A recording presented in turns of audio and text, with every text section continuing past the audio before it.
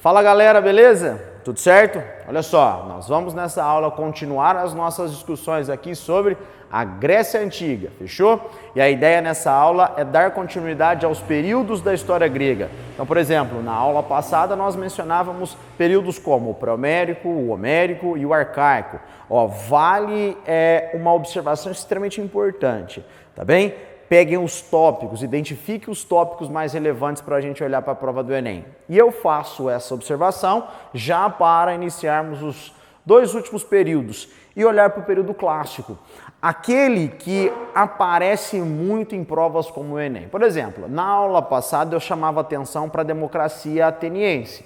É muito importante ficar claro que, apesar de eu ter colocado um desenvolvimento, chamando a atenção ao período arcaico, essa democracia ela se forma e consolida dentro do clássico.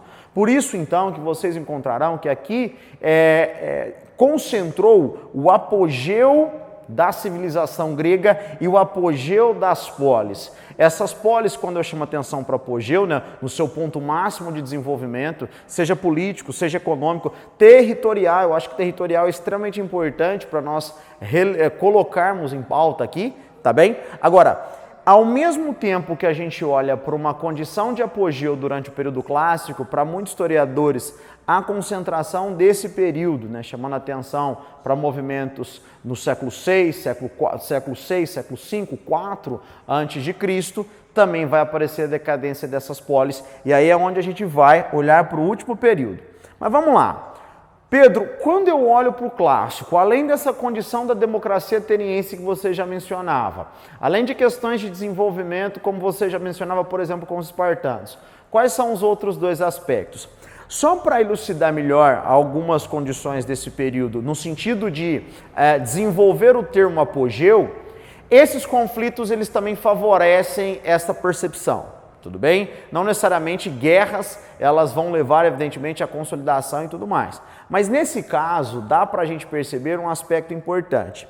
O que eu chamo de guerras médicas, tá bem? Ou guerras medas, ou guerras greco-persas, como vocês podem encontrar esses termos, na verdade foram vários conflitos entre as polis gregas contra os persas. Mas olha que questão interessante, né? Eu estou falando conflito das polis contra os persas. Mas espera aí, Pedro, você mencionava que as polis eram como cidades-estados que elas possuíam autonomias entre si. Quais polis eram essas? Aqui está um ponto muito importante de observação que favorece essa noção de apogeu. As polis, a maioria delas se uniram em torno de uma liga capitaneada principalmente por Atenas, a famosa Liga de Delos. O que favorece a gente perceber que, apesar das características específicas de cada qual, elas se juntaram contra um objetivo comum que era conter a expansão dos persas. Então, aí os historiadores eles colocam essa observação como um ponto extremamente importante para a construção do termo apogeu. Então não é apenas a gente olhar para o clássico inseridos nas características específicas das polis, mas é pensar que nesse momento teve uma união entre elas e aí favorece a ideia de esplendor da antiguidade grega, ou pelo menos apogeu.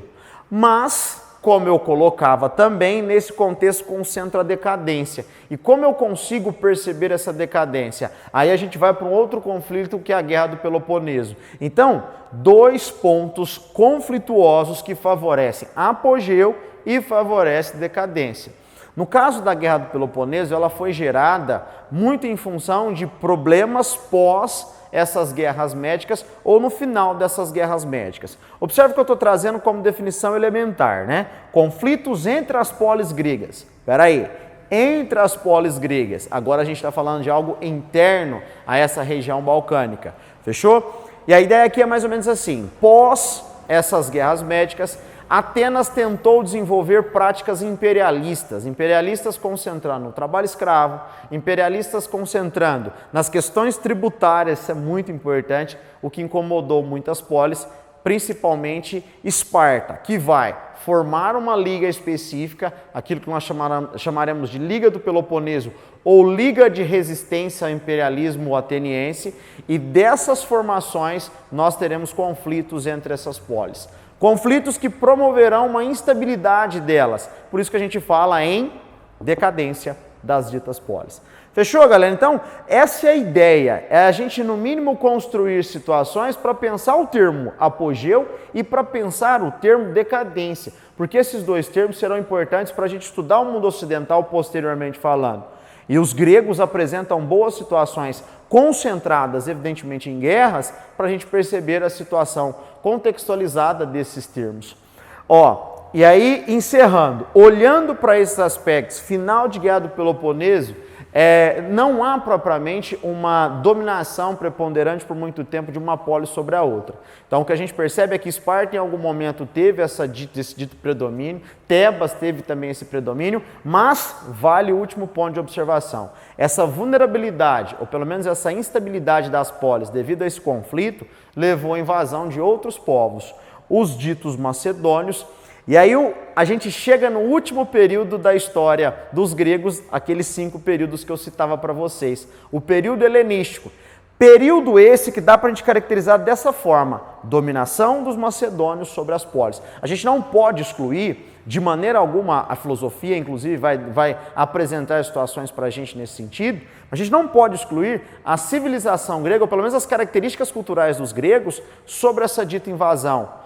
Tanto é que o que os historiadores eles observam é que houve a formação de uma dita civilização que congregou aspectos macedônios e aspectos dos gregos. Não apenas desses, outras características culturais ali dentro, mas favorece a gente fechar, pelo menos aqui, a ideia de construção histórica em cima daqueles 5 períodos.